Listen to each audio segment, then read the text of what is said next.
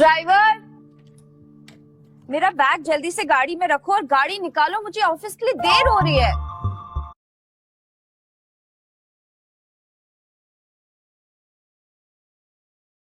पता नहीं सुबह से कहाँ है। काम के टाइम ना सब पता नहीं कहाँ मर जाते हैं। बड़बड़ाते हुए अनिका ने आईने में देखकर जल्दी से अपने बालों को एक और बार संवारा और पीछे मुड़कर देखा तो वहाँ ड्राइवर की जगह नक्श खड़ा था।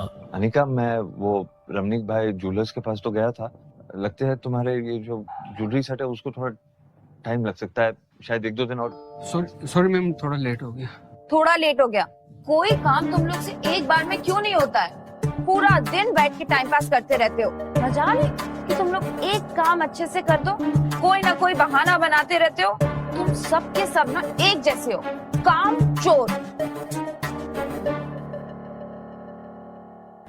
सॉरी मैम, आगे से ऐसे नहीं होगा। Sorry my foot, you better be on time tomorrow. ये कहने के बाद जैसे ही अनिका अपना बैग उठाने लगी तो नक्श अनिका की मदद करने के इरादे से बोला, अब मैं ले लेता हूँ। नहीं। नक्श चुपचाप खड़ा उसे कमरे से जाते देखते रह गया था। कुछ देर शांत खड़े रहने के बाद जैसे ही नक्श पीछे मुड़ा, उसकी नजर टेबल पर रखी एक फाइल पर पड़ी। अनिका वो फाइल अपने बैग में रखना भूल गई थी। जब हड़बड़ाते हुए नक्श तेजी से अनिका की तरफ बढ़ा तो वहीं पास में सोफे पर बैठी अनिका की कजन भाग्या की नजर उस पर पड़ी। उसने नक्श के रास्ते में अचानक से अपनी टांग अड़ा दी। ओह माय गॉड, ये तुमने क्या किया?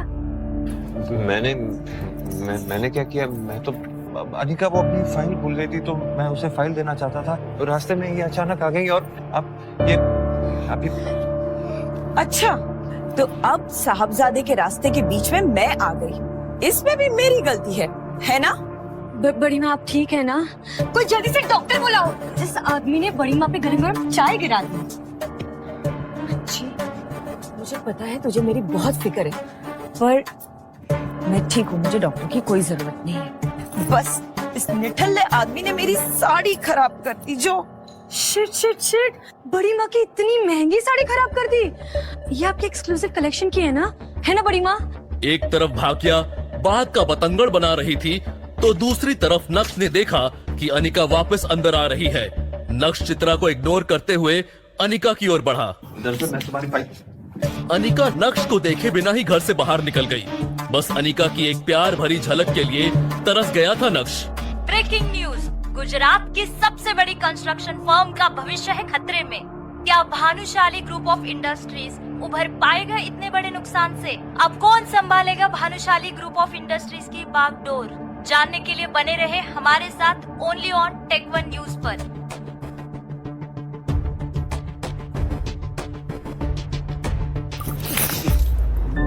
बेवकूफ, एक काम ठीक से नहीं आता, अब सीधे से चलना भी सिखाना पड़ेगा क्या तुझे? खड़े खड़े मेरा मुंह क्या देख रहा है? दफा हो जा मेरी नजरों के सामने से।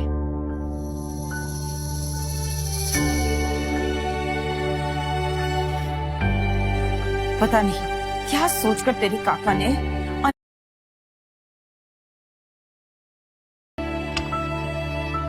हमारे तो भाग ही फूट गए। घर दामाद बनकर बस हमारी छाती पर मूंग डल रहा है वो। ये है जावेरी परिवार का घर। जावेरी परिवार सूरत की बड़ी बिजनेस फैमिलीज में से एक है। इस बड़े से शानदार घर में जावेरी खानदान का बड़ा परिवार रहता है और कई जॉइंट फैमिली की तरह इनके बीच में भी प्यार बस दिखावे का ही है।